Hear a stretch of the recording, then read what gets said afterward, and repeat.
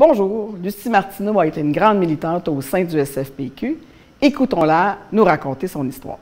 Bien, moi, en fait, je suis rentrée au début des années 80. C'était le premier gel d'effectifs dans la fonction publique. Puis les ministères se dépêchaient de combler leurs postes vacants.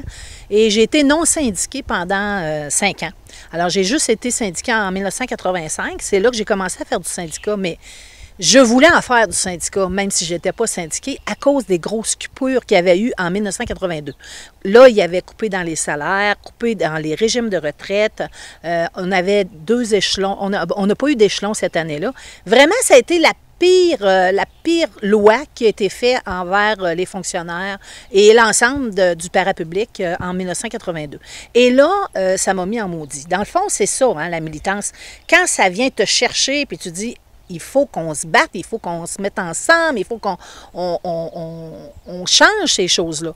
Là, est arrivé le congrès de 96. La secrétaire générale me demande, toi, Lucie, est-ce que tu as pensé de venir à l'exécutif national? J'avais été au Comité national des femmes, j'étais connue quand même. J'avais été élue au congrès, au Comité national des femmes 2 fois pour 2 mandats.